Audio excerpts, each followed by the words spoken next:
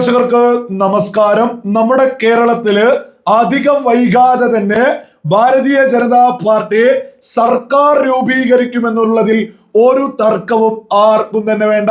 നമ്മൾ ഈ വീഡിയോ ചെയ്യുന്നത് 2025-ലാണ്.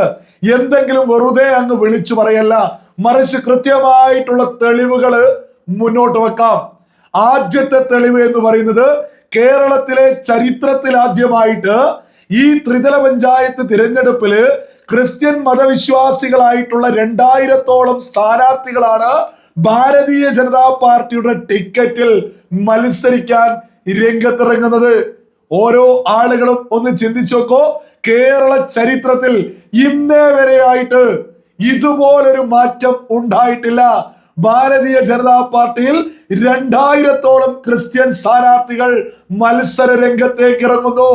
ഇത് റിസൾട്ട് വരുന്നോ വരുന്നില്ലേ എന്നുള്ളതിലപ്പുറം 2000-ഓളം ക്രിസ്ത്യൻ സ്ഥാനാർത്ഥികളെ BJP ഇറക്കി എന്ന് പറയുന്നത് ഭാരതീയ ജനതാ പാർട്ടിയുടെ കേരളത്തിലെ വലിയ മുന്നേറ്റത്തെ കൃത്യമായിട്ട് സൂചിപ്പിക്കുന്നു. ഇനി ഈ ത്രിതല പഞ്ചായത്ത് തിരഞ്ഞെടുപ്പിൽ ചരിത്രത്തിൽ ഏറ്റവും കൂടുതൽ ഭാരതീയ ജനതാ പാർട്ടി സ്ഥാനാർത്ഥികളെ രംഗത്തിറക്കിയിരിക്കുന്നു. കണക്ക് ഞാനത് മുന്നോട്ട് വെക്കാം. ഭാരതീയ ജനതാ പാർട്ടി ഈ തവണത്തെ ത്രിതല പഞ്ചായത്ത് തിരഞ്ഞെടുപ്പില് 19,262 സ്ഥാനാർത്ഥികളെ നിർത്തിയിട്ടുണ്ട്. രണ്ടാമതായിട്ട് ഇന്ത്യൻ നാഷണൽ കോൺഗ്രസ് 17,497 സ്ഥാനാർത്ഥികളെയാണ് സ്വന്തം പാർട്ടി ചിഹ്നത്തില് ഇറക്കുന്നത്. മൂന്നാമതായിട്ട് CPIM ആണ് 14,802 സ്ഥാനാർത്ഥികള്. ഇനി BJPക്കെതിരെ മലമറിക്കുമെന്ന് പറയുന്ന മുസ്ലിം ലീഗ് എത്ര സ്ഥാനാർത്ഥികളെയാണ് നിർത്തുന്നത് എന്ന് കൂടി ഒന്ന് വായിച്ചു കേൾപ്പിക്കാം. 3,639. അതായത് കേരളത്തിന്റെ ചരിത്രത്തിൽ ആദ്യമായിട്ടാണ് ഇത്രത്തോളം വലിയ മുന്നേറ്റം BJP കൃത്യമായിട്ട് കാഴ്ചവെക്കുന്നത്. ഓരോ വർഷവും കഴിഞ്ഞ ടേം എടുത്തു നോക്കുമ്പോൾ വളരെ വലിയ രീതിയിൽ ഉയർച്ചയിലേക്ക് വരുന്നു. ഇത്തവണ വരുമ്പോ ഇതിനേക്കാൾ ഉയർച്ചയിലേക്ക് വരുന്നു. ഘട്ടം ഘട്ടമായിട്ട് ഭാരതീയ ജനതാ പാർട്ടി കേരളത്തിൽ അതിശക്തമായിട്ട് വളരുന്നു എന്നുള്ളതാണ് വലിയ യാഥാർത്ഥ്യം. ഇനി ഇവിടെ മാധ്യമങ്ങളൊക്കെ തീവ്ര ചിന്താഗതിക്കാരുടെ സുഡാപ്പികളുടെ അജണ്ടയ്ക്ക് വേണ്ടിയിട്ട് നിരന്തരം ഉയർത്തുന്ന ഒരു ചോദ്യമുണ്ട്. എന്തുകൊണ്ടാണ് മുസ്ലിം മന്ത്രിമാര് നരേന്ദ്രമോദി മന്ത്രിസഭയിൽ ഇല്ലാത്തത്, എന്തുകൊണ്ടാണ് ഇങ്ങനെ പരിഗണനയില്ലാത്തത് എന്ന് ഇങ്ങനെ ചോദിക്കുന്നുണ്ട്.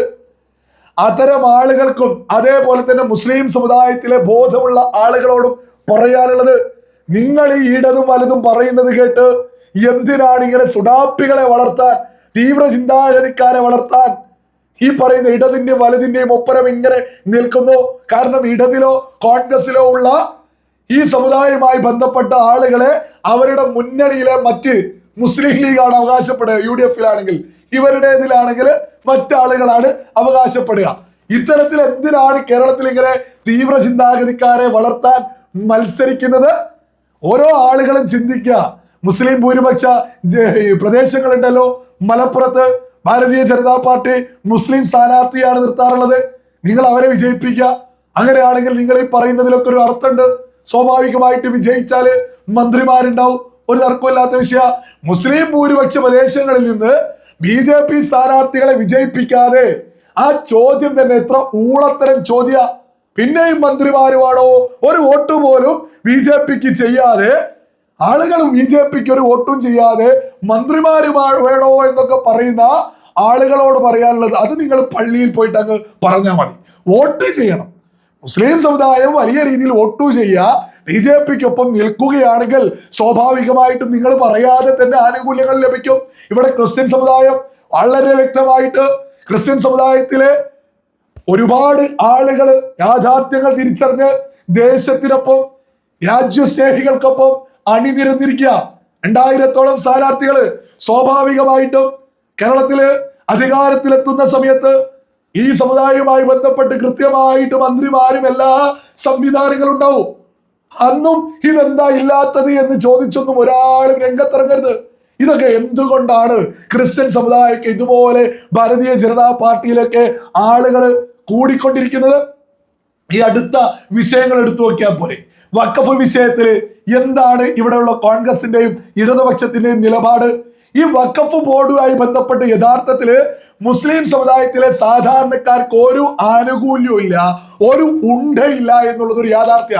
അല്ലെങ്കിൽ സാധാരണക്കാരായ ഓരോ മുസൽമാനും ഒന്ന് ചിന്തിച്ചു നോക്കിയാൽ മതി, ഈ വഖഫ് ബോർഡുമായിട്ട് എനിക്ക് എന്തെങ്കിലും പ്രയോജനം ഉണ്ടോ, എന്റെ കുടുംബത്തിന് എന്തെങ്കിലും പ്രയോജനം ഉണ്ടോ എന്നത് ചിന്തിച്ചു നോക്കിയാൽ മതി.